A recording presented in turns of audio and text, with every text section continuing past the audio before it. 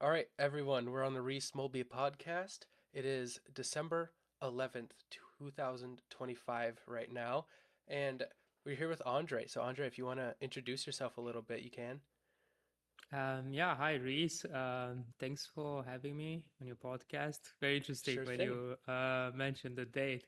On mine, it's like already 12:12 in the portal because of the time That's zone funny. difference. But yeah, um, happy to be here. Actually, my first time recording a podcast online. So yeah, thanks for walking this road with me for the first time.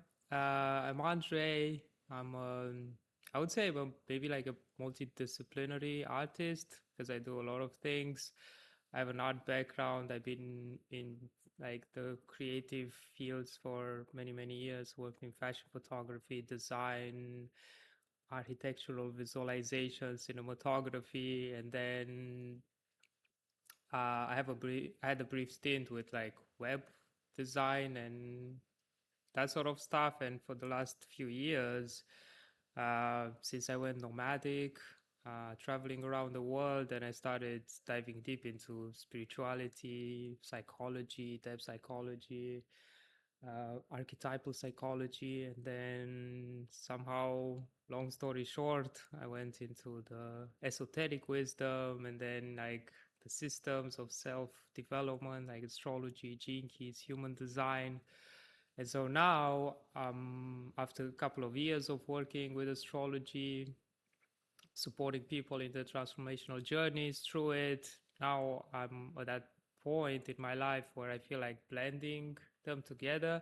So the creative part, the astrology, also entrepreneurship, and spirituality. So kind of like, yeah, bringing all of them together. And for me, yeah, they're all like means of having conversations with something greater than ourselves. So yeah, that's kind of where I'm at in a That's in a short. beautiful. Yeah, I love Yeah. how like well-rounded you are, or how many experiences you've had. There's been so many different things, and now it kind of feels like it's coming together. It seems like you've been a very, very creative person in very different kind of realms, like web design. That's a very different kind of creation than like photography and things like that. What's been like the creativity sounds like it's the base of it and you kind of jump between the different things. What's that been like? Yeah, I mean, I would say in a way it does sound a little bit different, but in a way they do have a common denominator, which is the visuals. And for me, like I've always been a very visual Uh, person. So everything that I do creatively, well, I also write a lot, but yeah, that's kind of like a different thing, and I still use my imagination and I see things before I write them. mm, But yeah, I've always been a visual person. So when it came to arts, for me, it was more like translating my inner world and the things that I can see into words that I can put yeah. into in front of people's eyes, and either through the photography that I was doing or the 3D when many years ago when I was working in 3D and I was doing like modeling or renders. Then cinematography, even web design for me is still like a way of, yeah, taking the inner world and kind of putting it. It's just a different format, but it's still like a very visual things where you're playing with like colors, shapes, lights, all of these things. Yeah. I find that very fascinating because I'm an extremely creative person as well, but I think I typically come at it from like a different perspective. I'm a little bit more, I'm a Virgo moon, if that gives you Mm. input on anything. Maybe we'll get into that a little bit more too. But I'm very like very wordy. I'm very like I know things very technical and stuff, but I'm still extremely creative. Like so my creativity shows up a lot more in like writing or like building out projects, and then it comes to the visual stuff a little bit, and that's I kind of find myself struggle a bit, like branding or like how do these colors and this font like look good together and things like that. Like that I don't have the knack for. I've kind of learned the skill, but it's not so much been a knack. And I find that like I'm just now realizing like it's so cool how it sounds like we're both extremely creative people in two completely different ways. And I've never really thought about creativity like being internally, like how creative you are internally, and then how that expresses itself in the external world. And it's just led you down like so many different paths, and I think that's super super cool. But I'd really like to get into what you've been working with recently, like the astrology for creative work, it sounds like. Yeah. So, oh, let me see how to approach it. So Yeah, of basically, course.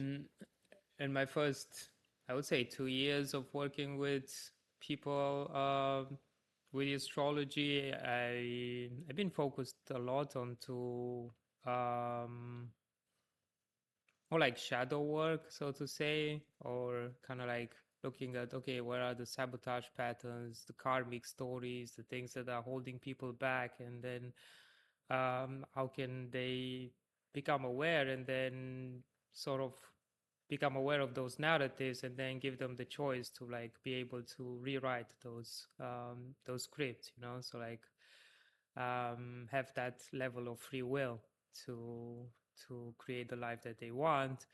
But then, yeah, in recent times, as more and more I come back to my own creative practices, because I took quite a bit of a time off from.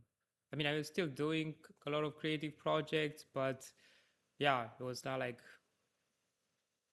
at the forefront, like a priority. So recently, as I've been going through some massive shifts, I'm 37, and in our developmental journey, 37 is quite a portal. It's like you're going through your nodal return, those that are aware of the astrology. So yeah, that's a very interesting age.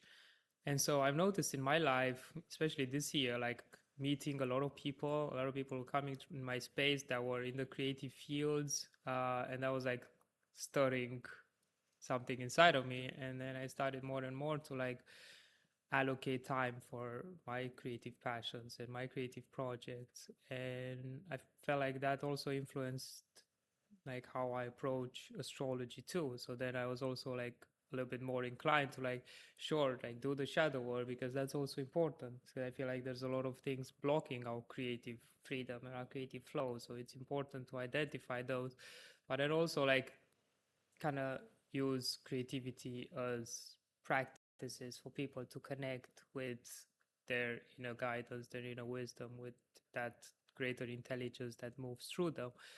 And in a way, like what I feel like through this work is that the creative work also changes us in a way. So it's like creativity is a great, and also entrepreneurship, because I'm also in that space. So I feel like creativity and business, and they're very aligned ways of doing soul work, because by being creative and also in the entrepreneurship space, you the work that you decide to do will put you face to face with certain challenges along that way, right? And those challenges start shaping the person that you are. So it's very different if you work on, say, feature film as a creative, or if you work on, yeah, I don't know, whatever, like I don't know, like it doesn't come to my mind right now, but uh, like you know, like any sort of like it, the type of people that you interact with, the challenges that you face along the way, the the level of growth that you need to sustain, like things that you need to experience. It's a totally different path. So then it's very important to, yeah, to know which type of work are you gonna do. And also when it comes to both creativity and entrepreneurship, sure, it does shape you through it, but then also I feel like you have the body of work, and then in entrepreneurship you have your business, you have your service, you're making money, you're supporting people, all of these things. So that's why I feel like for me it's a perfect way, because if you're just like learning and like Hmm. studying about yourself, is like cool, there's a lot to unearth, you know. But when you put things into practice through creative work, through entrepreneurship, through all of these like modalities, as like you're learning about yourself while doing a body of work. And this is something that like Yeah. I learned early on when I started, for example, um, I remember like many years ago. I think it's like 20 years ago when I was doing um, architectural visualizations and then also like building game models, you know, in 3D studios and those softwares back then. And also like when I had this brief stint with like web design. So when I started, like the people that were like mentoring me or supporting me at the beginning always said like, well, the best way to do it is just start a project. Like don't just like learn all the Yeah. material and when you feel ready, it's like, okay, now I'm going into the world. It's like, no, like start a project that's motivating you from the beginning. And then you also see results as you're growing, as you're learning, like you see the physical, the body of work. That body of work is a reflection of where you are. And that will always change because you change. So your body of work changes. But that's the beauty of it. It's that mirror that you have, the mirror of like your inner landscape. So that's why I'm very Yeah. passionate about like any sort of creative work because yeah, it just shows us who we are and where we are in our Yeah. journey as long as we allow it to like grow with us. Because sure, Yeah. there's a lot of other things so like perfectionism and people pleasing and like, but I feel like that's a whole different chapter. But when you like fully allow the work to come through you, yeah, that's Hmm. it's very beautiful. I love I love pairing the creative work the way I see it, and I feel like a lot of other creators or creative people would say that like their creativity is their purpose of life. Like that's why they are on this earth. It's like you are on to create. Yeah, And you could back that up like kind of biologically too, like humans, like all animals just want to reproduce. Like all humans just want to reproduce. That's like creation at a very pure form. And then now that like we've evolved so much, like we don't just have to be born and find a mate and create. Like we're pretty structured in society now where that's not like our biggest need anymore. So we can yeah, expand and like minds are expanding and creating in new, very powerful, very different ways. So that's like the purpose side of it. And then it feels entrepreneurship comes in. And then that first supports your living in a very like modern world. Like you just need money. You can't count that out. And then the entrepreneurship paired with the creativity is where the personal development and the self growth comes in because it's like, oh, okay, I want to be creative, but I need to make this a business somehow. How do I close the gap? And you are the gap. Like you, the person doing it, is the gap.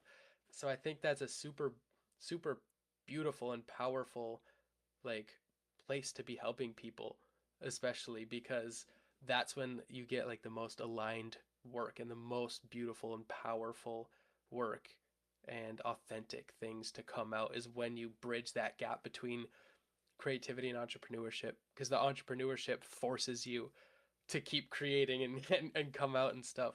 I know you mentioned like getting back to like your creativity and things. What is your creativity? What do you like to come back to or what is that right now if it changes? yeah. Um, Yeah, I mean, there's a few things, but the main one, for example, for me was, yeah, like I was saying, photography and cinematography. So Mm, a couple of years ago, I mean, actually, quite a few years ago, before the pandemic, I used to live in London for a while, and I was working there in the industry and also managing one of the big studios in London. So I was doing a lot of hand printing, you know, like in the dark room. mhm, And yeah, that period, those, I think it was like around 5 years that I spent there, really got me deep into film photography. And then I kind of like that time, like I sold all my digital gear and I shot film. I was in love with like the tangible, you know, like the physical aspect of it and the whole yeah. process and kind of like being part of the process. And then, well, long story short, once I left and I started traveling, yeah, I don't know, somehow it became a little bit harder for me because I was also like very, okay, like I have these standards, this lab in London, and then like going through some like countries where I couldn't find the facilities that I wanted. That put me a little bit off from shooting because I was having my film camera with me. I would shoot it, but then I wouldn't like find places where I would feel like I could develop and print those to the same standard that I was there. And it took a long time to like realize like, okay, this is just me putting limitations and constraints on myself. Like I can do my art wherever I am. Like it doesn't need to Mhm. be like, oh, this specific way. So yeah, in recent times I started to open up more and kind of like just give myself permission to be messy, to use what I have at hand, to not be like, oh, it needs to be like this. So yeah, I've been taking a lot more photos recently, and I've also started like doing a bit of cinematography. Um, yeah, honestly, for example, like even as simple as like using my iPhone, like I feel like with the recent Yeah. models, the way they shoot the raw and that you have like the footage quality is like really impressive from the phone when it comes to like the raw video, so then you can do a lot of things with it, and that really like re-stimulated my creativity. And then I started like shooting friends, like portraits, my travels, document things. So it's been fun. Yeah, I love it. And yeah, it's been a journey of releasing the pressure, releasing the pressure that, oh, it needs to be this level of quality. Oh, I need to have this level of facilities or access to whatever. So it's kind of like just being in more in that um, playful space, and yeah, just allowing Mhm. myself to play with what I have at hand. And yeah, it's been growing well, I would say. Yeah, I love it. That's amazing. I'm so happy for you. Cheers, man. I found some similar things come up living in a van for the last month and a half, and I've only been home outside of a van for 3-ish days now as of recording this. Mm. Wow. Um, so I really learned it's like, okay, work doesn't mean sitting at a desk or sitting at a coffee shop with my laptop and writing. Like that's not what it is, because some days I'd be on the road, or some days Yeah. I'd not have a picnic table, because we were just at some campsite in the middle of the woods or something like that. So that really freed me, and it just felt a little similar to you, like realizing like, hey, I could just pull out my phone and write a newsletter right now, or I can just record a YouTube video on my phone right now. It's like there's so much more available than we think, just because we've kind of like constructed ourselves into this like structured way of doing things. It's like, okay, when I work, I wake up and I get my laptop and I do this and do that. It's like it doesn't have to be anything like that if it's just a mental block like that's there, and that's pretty much it. Wow. Yeah, that's very well put. Actually, if you do feel like called to share about the experience of um, living in the van, and Yeah, because yeah, we got to message each other before the podcast, but we didn't get to like dive into it. And I'm like curious now that you said like yeah. you're out and you're like back at home. Like I'm curious how it's been and what was like the transformations that you experienced Yeah, through it. I would love to share. That sounds really fun. I learned a lot about myself, kind of the way that I work. Like, what habits do I have? What's my way of thinking? What are my limiting beliefs? Like, Mm. literally, some limiting beliefs just hit me in the face because I had no other option. Um, and I can get into some specifics with that. Like, one thing is, which I just mentioned, is that I didn't feel like I could work unless I had it my way, like my system and things like that. And it completely freed me up to like, hey, I'm just gonna go do this on my phone quick. Or it's not like I've always loved having a structured morning, getting it done in the morning, and it's helped. Like I don't have to work in the morning. Like if I want, if I feel like it, my work is super aligned. I really love it. I'm working right now and it doesn't feel like it, you know? um, so it's like realizing like, hey, I'm really doing what I enjoy. These things are gonna come out and I'm gonna be in the right mental space and the right focus to do these whenever I have to. Just because I love it, because it's that aligned. And it reminded me just like how grateful I am and how aligned I am in my work too. Um, one other thing, let me think. I had something top of mind, but it left me. Bless you. But I think it's learning what what I need. Like being in a van, you're stripped of kind of a lot of like needs. I shouldn't Mhm. say needs, but I put quotes in that for those just listening. Um, because it's like I really enjoy convenience. I'm a person who loves convenience. I'm super tidy. I want to know where everything's at. It's probably the Virgo moon coming out again. I want to know where everything's at. I'm very organized. I'm just gonna put things back in its place so I can get it later. That just makes sense to me. And in a van, it's like we only had two cupboards and they were this tall, probably 6, 7 inches tall. You couldn't reach behind. If you wanted something in the back, you had to dig everything in the front out. And I'm Mm. making it sound worse than it actually is because I just didn't enjoy that. You know, I couldn't reach to the back of a cupboard and you only have so much storage space. You only have two spots to store things in the cupboard at least for like kitchen and food stuff. And it's like that was annoying. I couldn't stand up straight in the van either. That was annoying. So it's like I realized like I have to get this energy out of me. Like I have to spread out my body and be able to stretch out my back and like release my arms. I'm literally doing it physically just thinking about it again, you know? Um so in that, I kind of set two rules for myself. One was like I have to push my body to the max once a day, whether that's like just a quick sprint or chasing the dog around the campsite or jump squats or just some nice body movement until my muscles like can't go anymore. And usually Yeah. I noticed the days that I did that versus the days that I didn't, I was feeling so much better and I didn't really feel like constricted in this small area.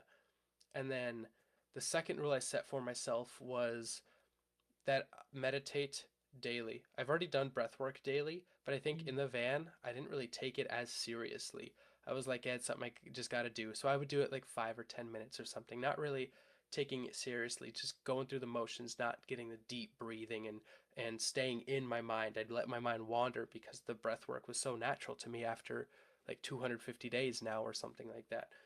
Um, so I was like, let's take the breath work more seriously and let's meditate every day.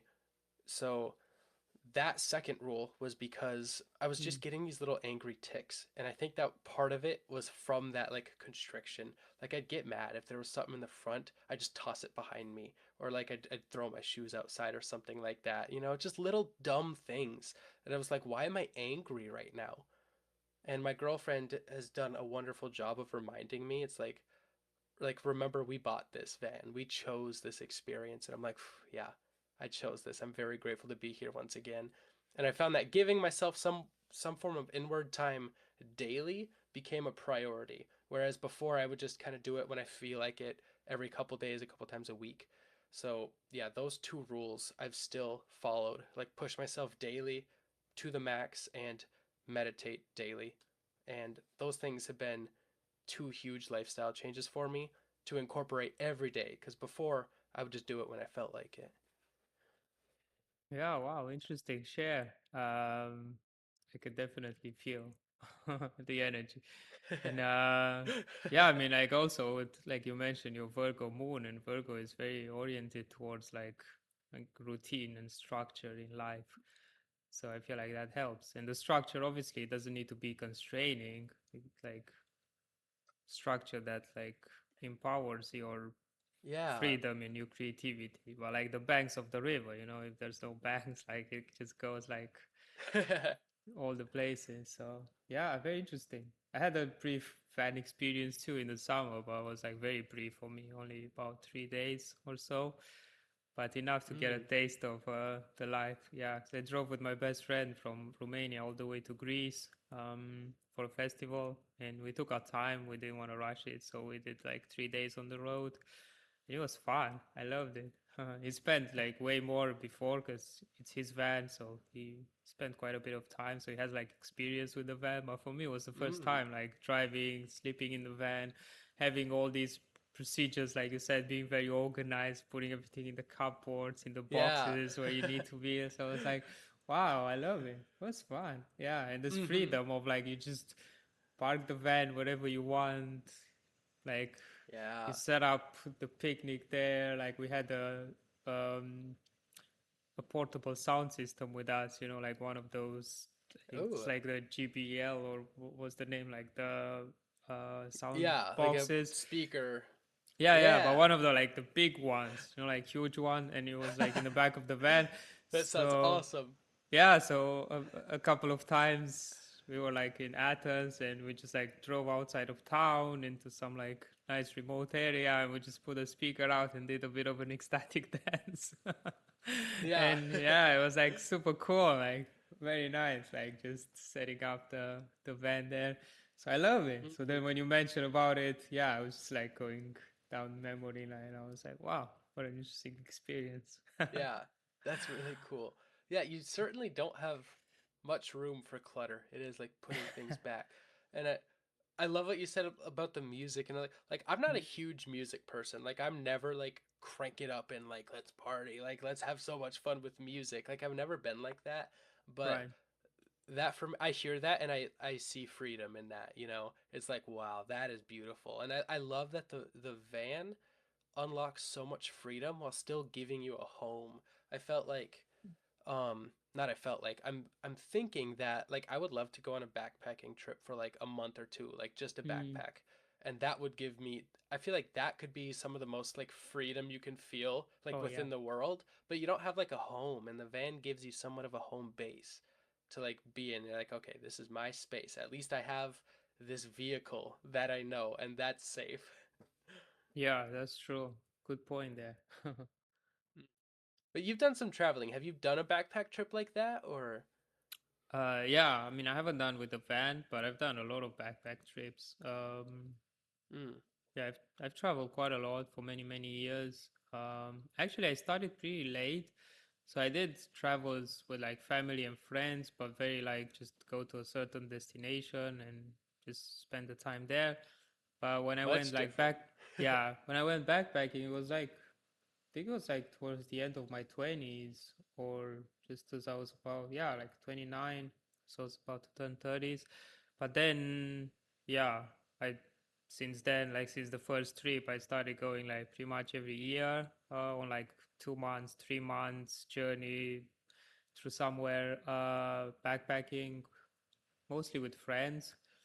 And then when the pandemic started in 2020, that's when I went full nomadic. So like, yeah, pretty much since then, it's been more than, yeah, actually, yeah, it's been 5 years since I've been living just out of my backpack.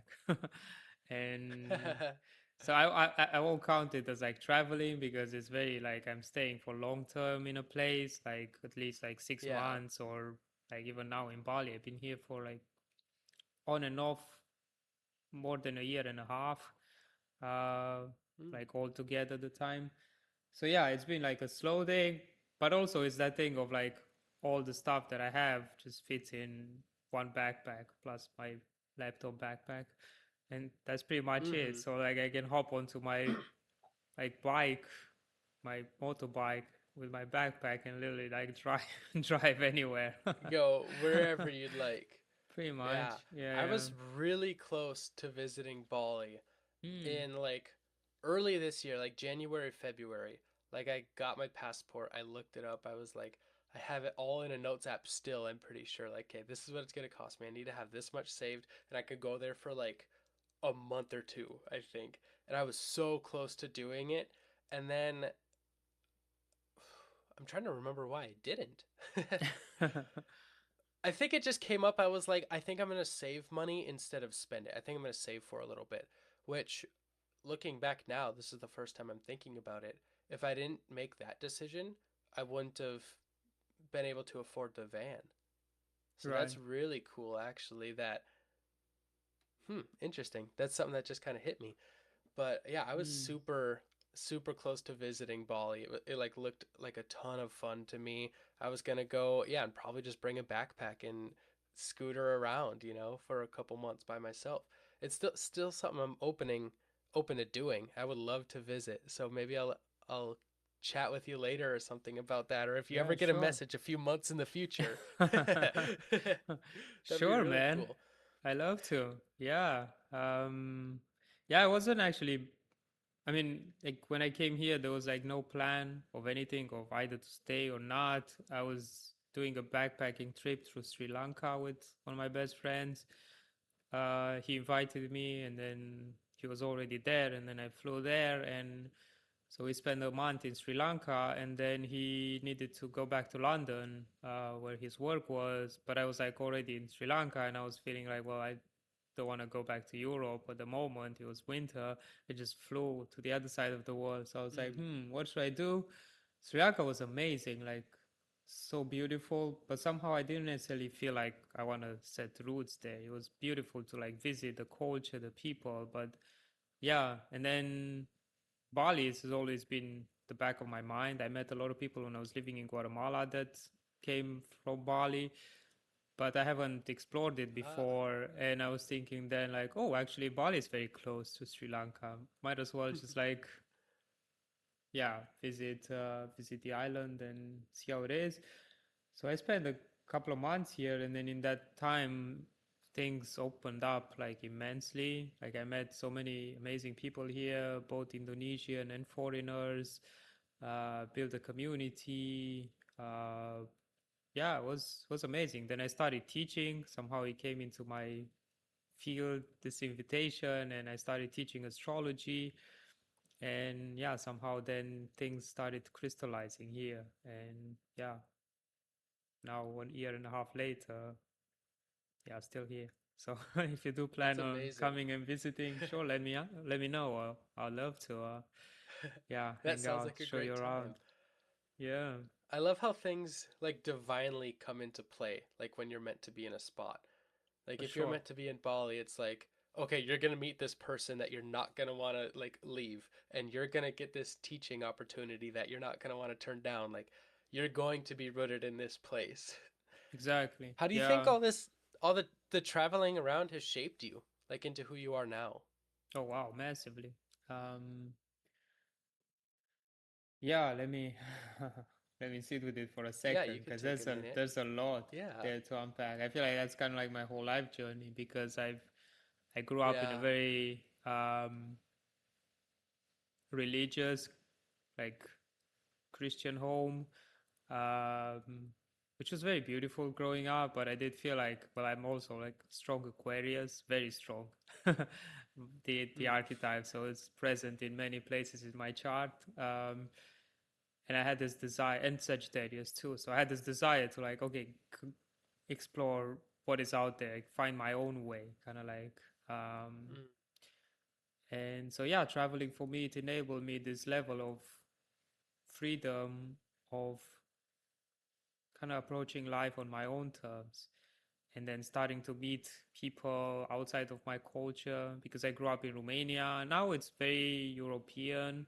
There's a lot of foreigners in Romania too, but 30 years ago when I was growing up there, like it yeah, I wouldn't encounter many foreigners. So the people that I was exposed to were all the people in the same culture, right? like all the same. Hmm. Yeah, and it was beautiful. Like I still have most of my like really close soul friends are Romanians, like lovely people. But it was interesting to like go out and explore different culture, explore different religions. Because I was like very into Christianity, very by the book because yeah, I love my parents. Like I kind of like always, Hmm.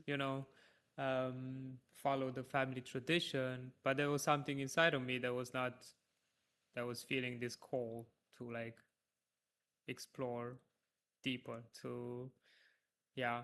um So traveling has opened the door for me for that, like having these experiences with different people, different cultures, different religions, seeing how other people live life, being faced with like, okay, doing things on my own, like taking care of myself, like taking care of my own house, so being responsible for my own life, all of these things. So yeah, I really feel like it has deeply shaped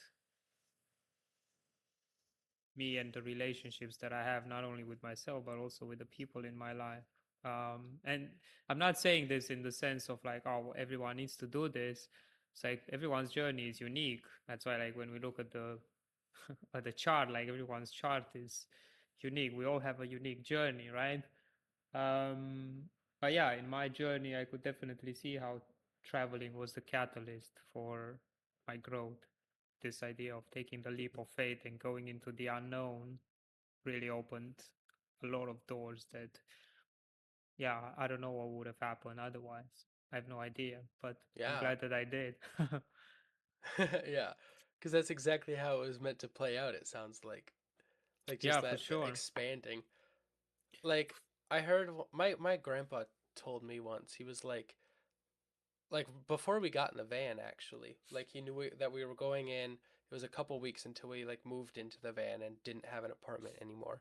He was like, I really love that you're doing this and expanding your world, because like the wider your world is, the wider your mind is too. Like people It's a who kind good of just point. stay in one spot, their mind just kind of like closes into that, and they know that very well and they're comfortable. And it's not to say that's a bad thing, but the more, yeah, your physical world expands, the more that your mental world's going to expand as well. And that just came up, and I think that's very present for both of us. Yeah, that's true. Um, yeah, I do feel like you said as well, we all came here to have certain experiences.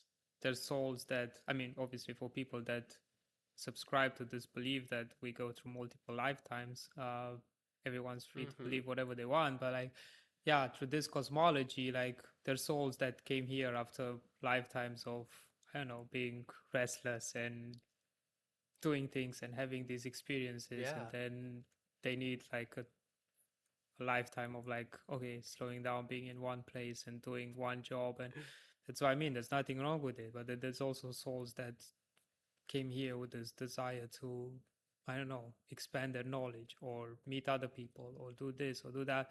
So it's all about understanding like what is your journey, like what is your karmic journey, and then what is your like mythopoetic journey in this lifetime, like.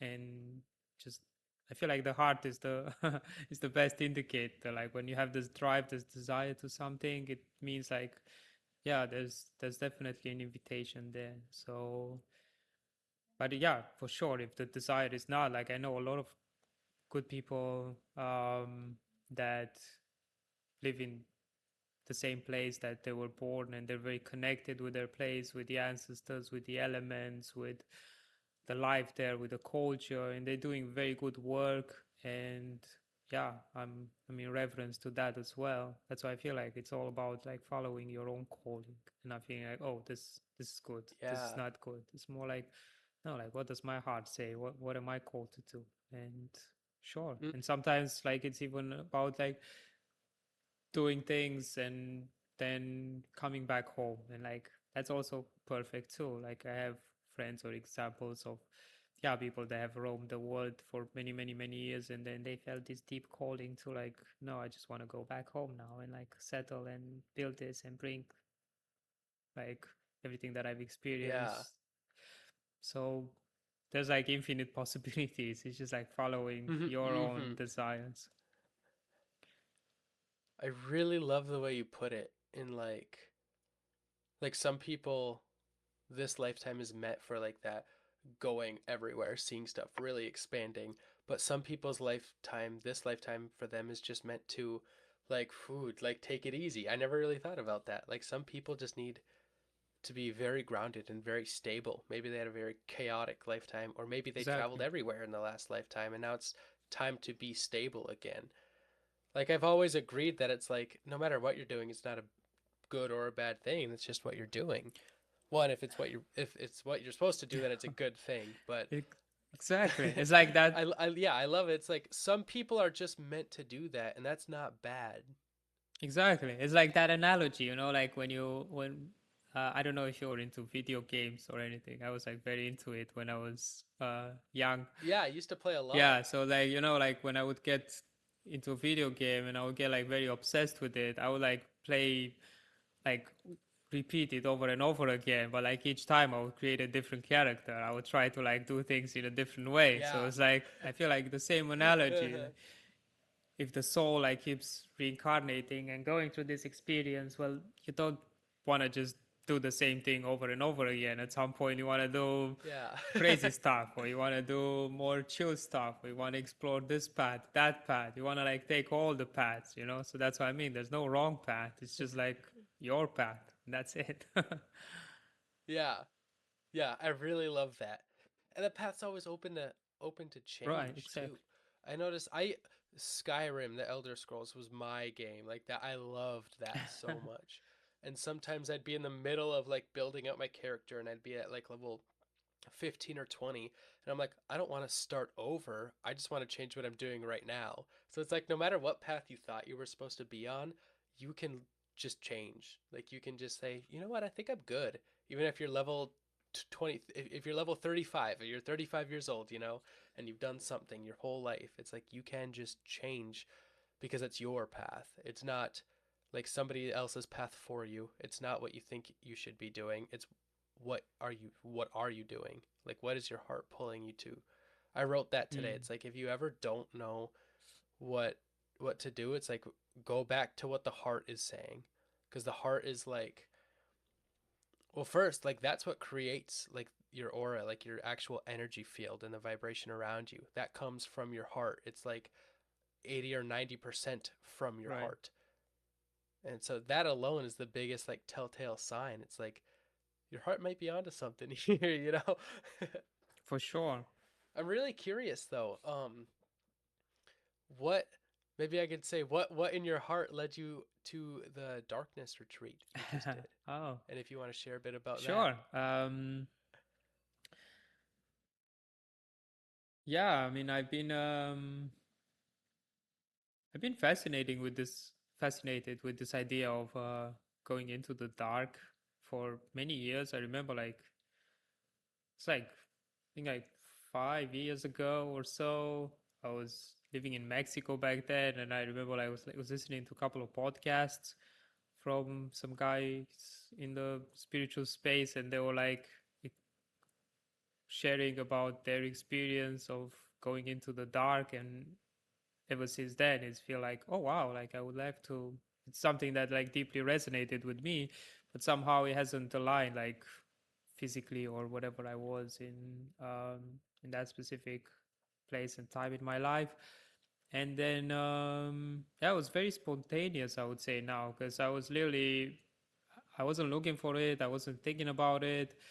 I was just having a conversation with a friend at some point, one of my best friends here in Bali, and she was just telling me about this retreat up in the mountains in the north of Bali. And where, I mean, a retreat is just like a tiny place in a very tiny village. Um, and she was about to go there to have a what's it called, fasting journey, like to this long fast. And while she was telling me about it, she also mentioned that the place, they have two cabins there where they do darkness retreats. And the moment she said it, it was like boom to me. I was like, oh wow, okay. uh, yeah, and I honestly I didn't think too much about it. I just got in touch with a woman that has this place. Very lovely person. I feel like very genuine energy to her from her, and yeah, for me it was like instant yes. I only went there with 3 days in the dark. I spent about 10 days at the place because it was very beautiful, but yeah, somehow I think I was also like influenced by the experiences that I heard from other people that was saying like, wow, it's very intense, like be faced with a lot of like fears and things and visions and blah blah. And yeah, so I was thinking, okay, let me just start with 3 days and then see how it is, and maybe like do more at a later time. So I went 3 days. Now looking back on it, I feel like it's been one of the most life changing experiences that I've had. Um, but the darkness part, so the part that those 3 days being in total darkness, it was way more soothing and way more calm and way more easy than I thought it was gonna be. And not saying this in the sense of like, oh wow, like I'm. It's just like, yeah, for me it was, there was no massive fears, there was no panic. The moment I closed the light switch and I knew that, okay, I'm not going to see anything for the next 72 hours, it was not panic that came to me. It was more like relief. It's more like, wow, like suddenly, it's like I was mentioning in that podcast that also recorded about it, where I went in like a whole hour and a half of explaining the whole experience. For me, it felt like basically all narratives just came to an end.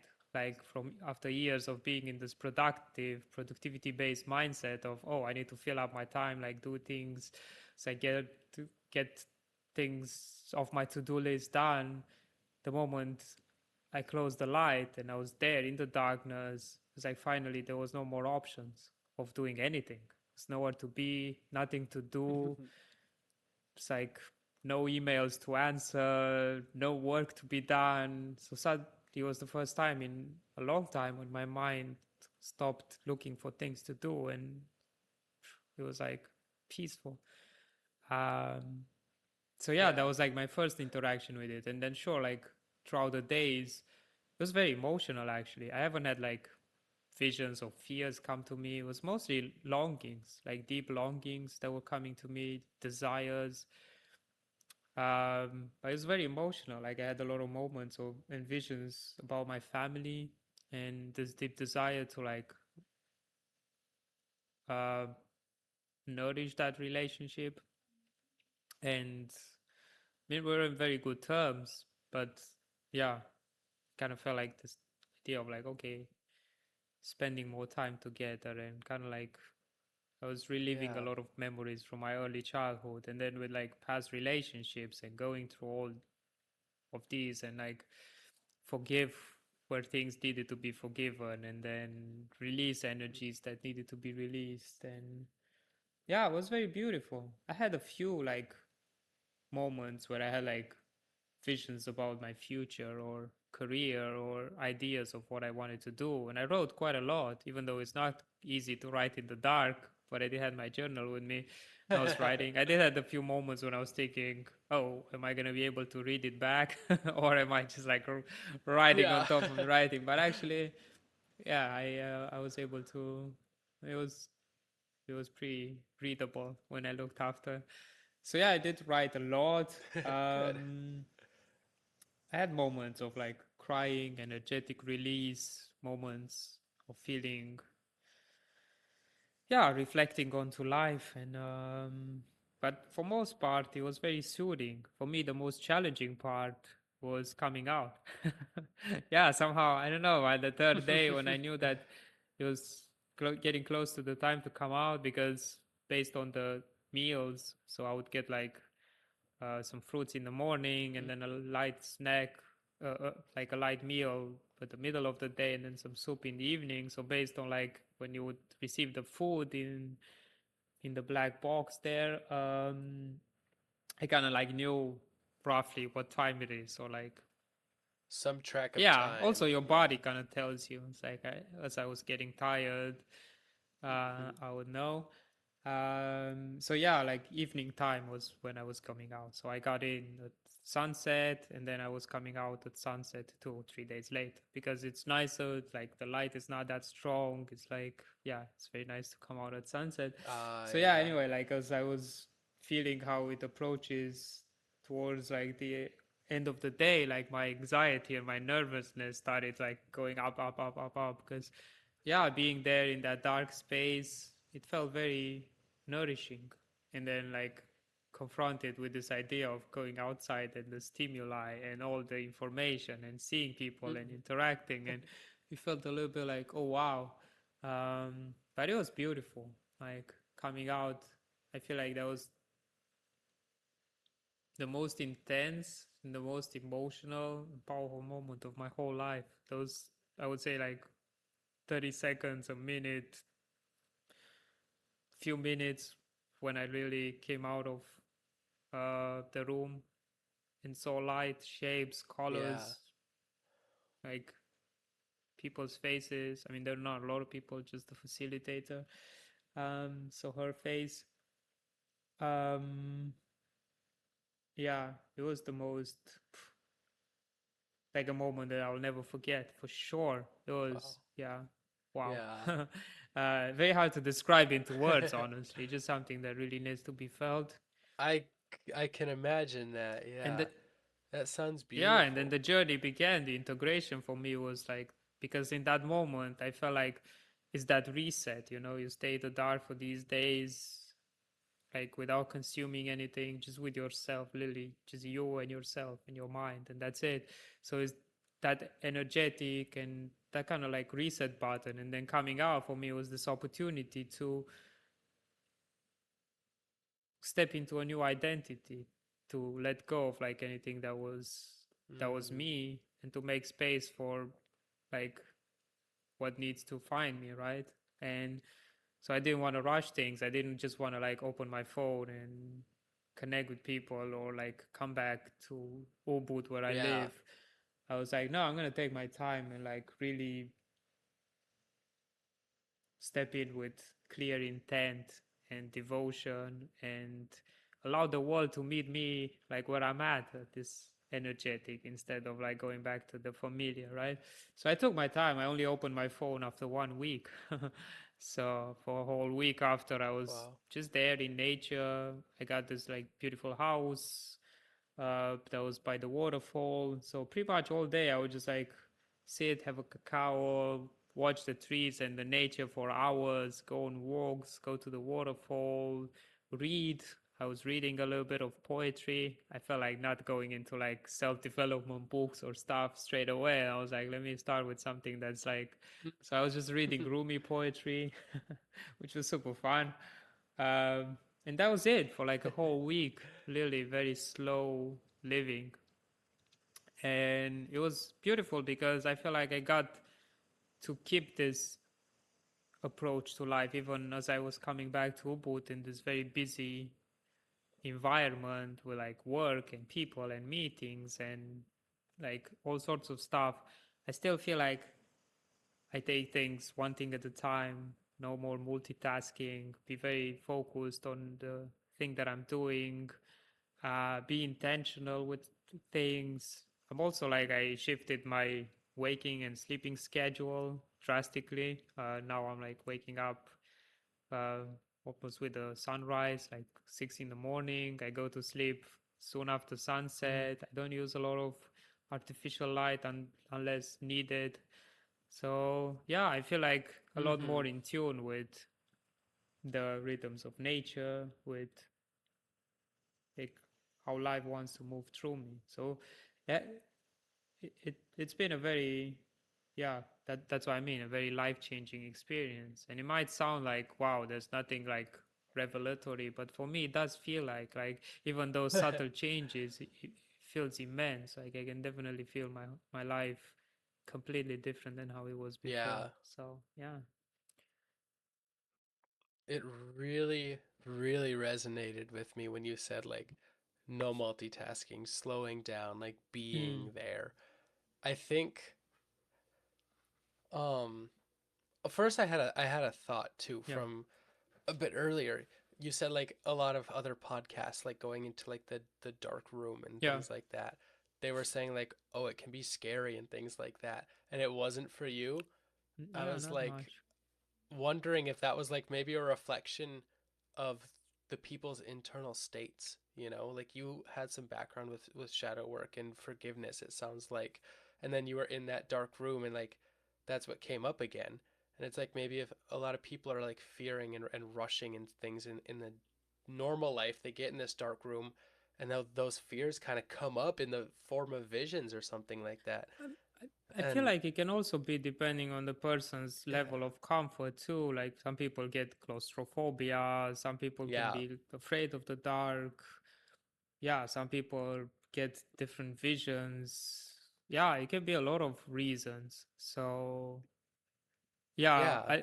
It's just a thought that I yeah, had. but I do feel like it's important to be able to be with yourself. And that was like one of the biggest shifts that I've Yeah, experienced in the last, I don't know, many years of doing soul work. Because before I used to always needing to have people around me, like being in a shared house, always kind of distract myself with other things. And then yeah, it's like cultivating this acceptance of who I am and kind of like loving my own companies. And nowadays, I even if I don't, if I'm in my home, I, I have a lot of days when I'm like in very contemplative mode where I don't open my computer. I just like be with myself, and I love it. So that's why for me the darkness was not feeling very like whoa, like I need something to distract, because like no, I actually love it. But yeah, again, it depends on, some yeah, people can have because it's okay. different adverse things to it. Like I don't have a like I don't have claustrophobia or Mm-hmm. anything. So for me, it's just like being in the dark didn't feel very scary. Yeah. Mm-hmm. Which it sounds like if that opportunity just kind of came up, like your friend mentioned it, and it was in this beautiful place, like you just flowed into that dark room, like it was supposed to happen. And it even sounds like the lifestyle around that was like kind of prepared for that a little bit. I found it fascinating that like when you were in that room, like stripped of everything external, and you said like you kind of came back to Hmm. love, like your family and healing like past love wounds. It was like coming back to love. Did you feel that come up? Yeah, a lot. Um, yeah, it was mostly this contemplation around um, connecting with people that I love, like my family. Because I mean, this is a big subject to go into, but in a very short way, it's like, well, we have the family that we choose, which is our friends, and then the family that like we're born into, which is our like our like parents and siblings. And so with the friends, I've experienced many times in my life where like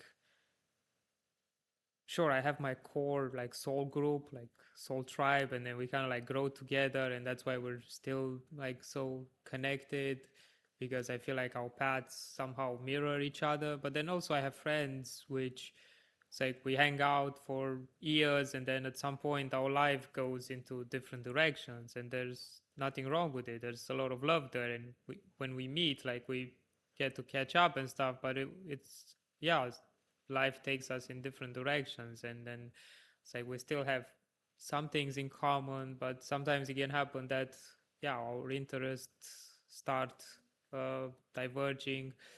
But then with the family, I felt the same, as in like yeah, the moment I started traveling and going abroad and immersing in different cultures, religions, and stuff, a lot of things were conflicting with their own values and their way of seeing things. But when it comes to family, my desire is always to be connected. So it's not like, okay, so I accept that our paths going. I mean, I do accept, but it's not like, oh, our paths just go different ways. And I'm like, Yeah. yeah, so it was more about that contemplation of like how to meet people in that loving space, but without compromising my own values, still being anchored in my truth. And sometimes it can be hard, especially when your your way of living really conflicts with other people's values. And here, for example, Yes. especially the religious beliefs, Mm-hmm. because yeah, I feel like my philosophy, my cosmology, like deeply. It's a little bit challenging to say It's a little to bit say at different. least to, yeah, Yeah. my my parents, or and it's also this reverence and respect of like, I respect them, and like I respect the family traditions, and I don't want to, yeah, just you know, but I Yeah. also like don't want to I understand. It's like you compromise. have so much love Exactly. for So it's more that. like that Yeah. contemplation of like, how can we meet each other in a place of love, even if we don't, Yeah. for metaphorically speak the same language, but then we can still feel love. Mm-hmm. So yeah, I would say that that was mostly like the thing that I was sitting with, and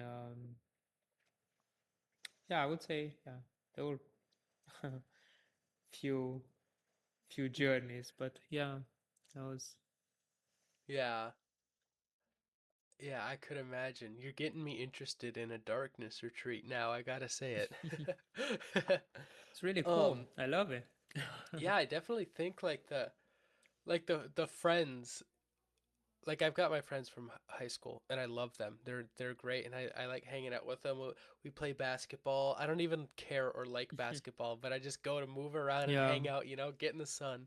And it's a great time being around them, but I do feel that drifting and it's like it's easier I think to let like the friend go and like that thinking of like hey, we're just different paths. I love them and I love their path and that's yeah, okay, and just let that go and let that drift off for a few years or who knows. And then the family comes up and that certainly feels different. You're like, okay, we're on a different path and that's okay, but I still want the bond. I still want the connection there. And I think one thing that I heard is I don't remember it exactly right, but like it's okay to be different. It's okay to hang out with people who are different. They don't need to all not everything needs to align all the time. It doesn't like soul tribe is a big it's a kind of a big term, and it's a beautiful thing. It's not taking anything from that, but it's like it doesn't have to be your soul tribe. You can hang out with people that you do not align with at all, but you enjoy their presence. You can still enjoy their presence without attaching to the thoughts and the emotions around like, oh, I don't like this. This is not me. Push this away. This is not my personality. And I found that come up a lot because I've always had a little bit of like contrarian in me, like push against or like, oh, that's not me. They're that. I am this. I'm my own thing. yeah, So I've learned a lot to break that barrier with love and giving myself grace and like, you know what, this is not who I am, but it's who I am in this moment and I'm loving this time and I'm loving these people that I'm with even though it's not me or what I would do. It's like that's okay. It's been a big barrier for me that I've slowly like started overcoming and learning how to yeah, manage. yeah. Thanks for sharing that. That's very, very beautiful Yeah. to hear.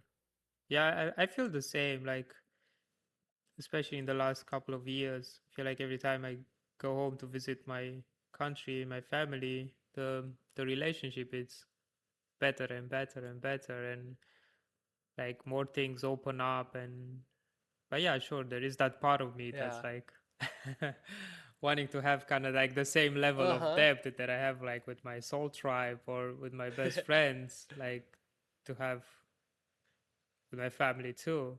Because yeah, growing up, we're like very, very close together. So yeah, it's, but I totally get, yeah, what you're saying, and it makes a big difference. So yeah, thanks for sharing that.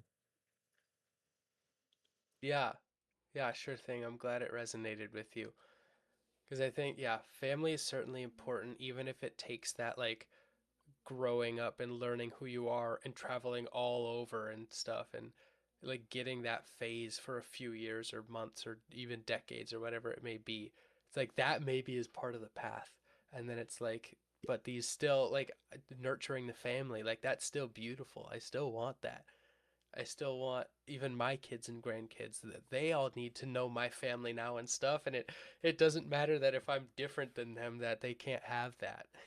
Yeah, for sure. So, yeah, I'm glad this came up for me too, for both of us. I think something that probably needed to come up. Yeah, for sure.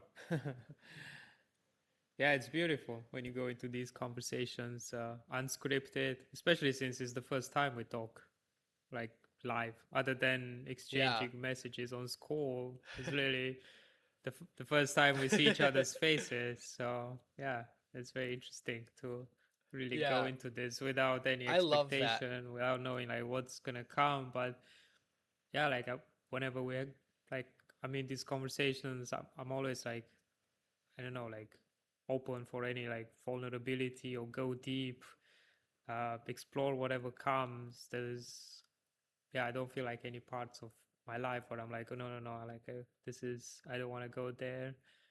So yeah, it's nice to to go on this journey with you and like allowing what needs to come to the field to do so.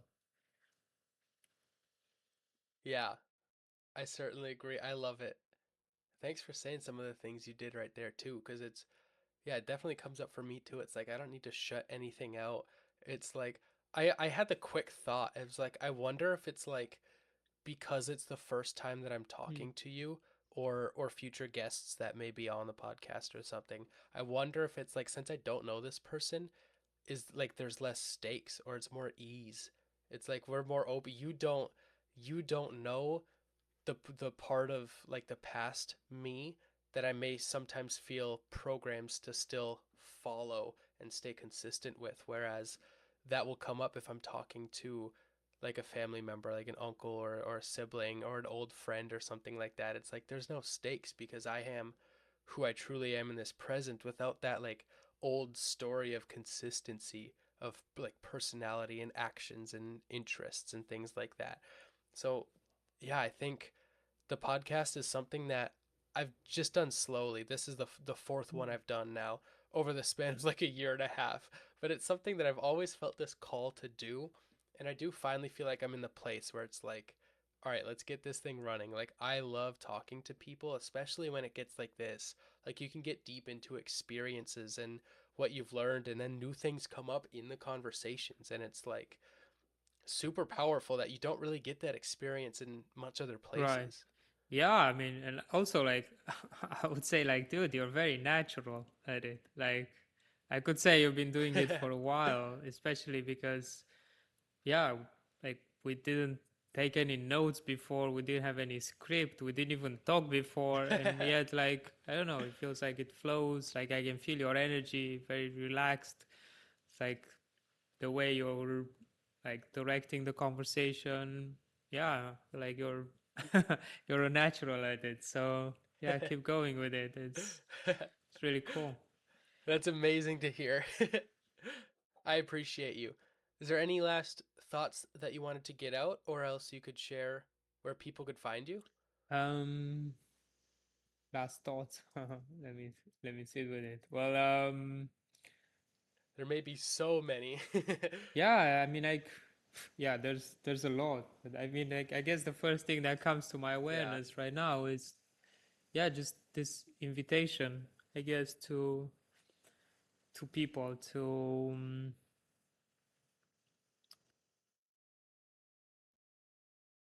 kind of reflect on their lives and see where, because like yeah, just synthesizing everything that we talked in this conversation and this idea that we were saying about following your Yeah. heart, and I feel like this is kind of like the thread that goes through like everything that we said, like regardless of if it's like work or creativity or going into the dark or buying a van and traveling, it's all about like following your heart and your desires. So for me, because I have a very interesting relationship that has been developing a lot throughout the years with desire, is like yeah, really inviting people to tune into like their soul desires and see like, okay, what does your desire call you into? And here, sure, like I want to make a parenthesis that like obviously like not all desires need to be acted upon, but like every desire needs to be felt. That's a big difference. Like every desire needs to be felt. It needs to be like Uh, explored. Uh, some of them, again, just at a feeling level, just like seeing. what does it invite you into? Like how, what does it say about you? What does it say about like where you are in your life right now? What does it say about the things that you allow yourself to do, the things that you don't?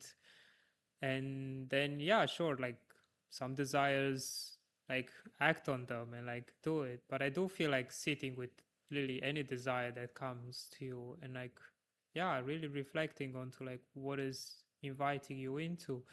And then if it's something that you feel like it's nourishing you, nourishing the community around you, then yeah, like really reflect onto like, are you allowing yourself the space to do it? Are you giving yourself the permission to go there, to explore that part of yourself? Or like you're not? And then if you're not, like what is holding you back? Like is it a limiting belief? Like even with travel, for example, and here I don't want to point like any fingers or say anything, but like at the beginning of when I started traveling,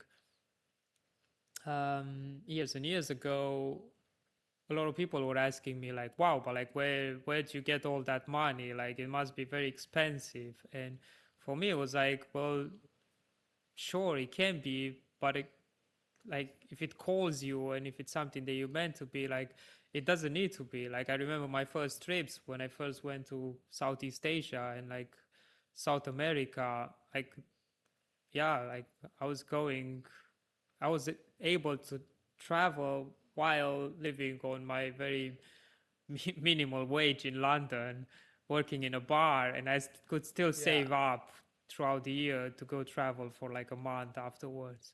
And it was because I was so committed and devoted to following my desire that there was always like I could see the path, right? And it doesn't need to be a certain way, right? So anyway, it's just a pure example of like there is a way. Trust me, there's always a way. It's like as like if Yeah. that desire is there, it's for a reason. Like any desire is divinely inspired, right?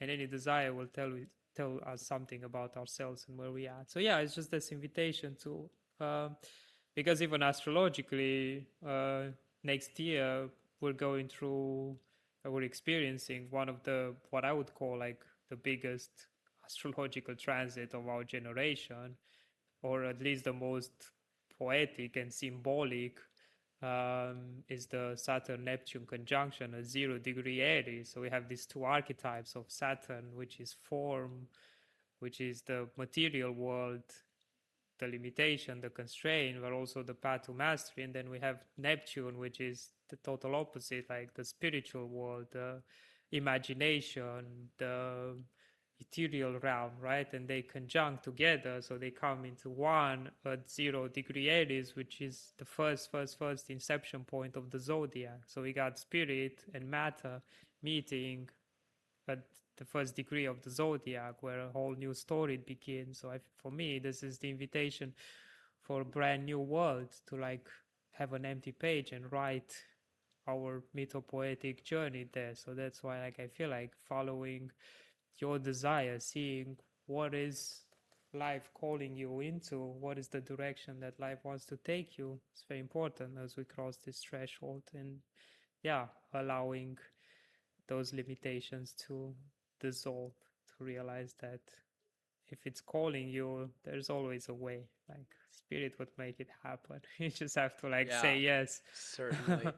So I would say that that's kind of it, like a message that was just coming. Sure, like there's a lot to unpack there, but I'll just Mm-hmm. leave it here. Yeah. I really like that. Thanks for filling me in on that astrological shift. I never really knew it. That is very poetic, like you Yeah, said. It popped in my head, and I don't know anything behind it, but like we don't know when that shift into the age of Aquarius is. That sounds like it would be like the pinnacle. Like if there was one moment when it is, it feels like that just aligns up with that shift into like the actual age of Aquarius. Because I've heard that they don't know if it was like in the 1900s, if it's happening right now, if it's in the next 100 years, but we're kind of in that shift right. right now. Now, I don't know. I just thought it was a fun idea, but it sounds like that is a big pinnacle moment. So I'm definitely going to look more into that. I might even For message you sure. because that Yeah. sounds super Yeah, fascinating. yeah, and it's like it's um the But yeah, alignment starts at the end of February, so pretty soon. yeah, I know it's really coming up. We didn't even get into astrology It's that okay, we can much, do and another I'm glad episode. we got to mention that right there. Yes, uh-huh, certainly. But yeah, I love it. Feel the desires.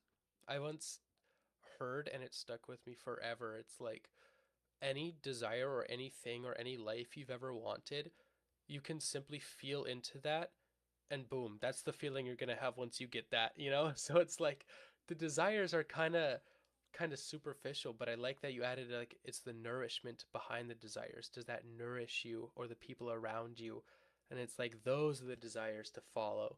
So I love we're definitely giving people something to think about leaving this podcast here. So it's like don't just click off this and click on your playlist or a new podcast. Like this is something to sit with Oh for yeah. sure. I feel like I probably am gonna journal about this tonight because I found it very powerful for Oh yeah, myself for too. sure. Yeah. Thanks for yeah, wrapping Mm. that up. It does. Yeah. Yeah. Um, is there anywhere that you want to lead people? Where could they find you if they're interested in anything more or Yeah, deeper? sure. Like I have a couple of ways of so I would say Instagram is where I'm very active. I I post a lot and answer messages. I'm like nowadays I'm like more into like long form content like this, like the podcast or blogging. But I do like I'm also active on Instagram. I like the visual aspect of it, so it helps me to like play in that Uh, space. So I would say yeah, on Instagram with like my name is just Andrei Topli. And then pretty much the same on all platforms. On YouTube, I recently started a podcast as well. I mean, I started it 2 years ago, but recently started doing videos too. I think it's only my third episode that I've done video as well, which is interesting. I love it.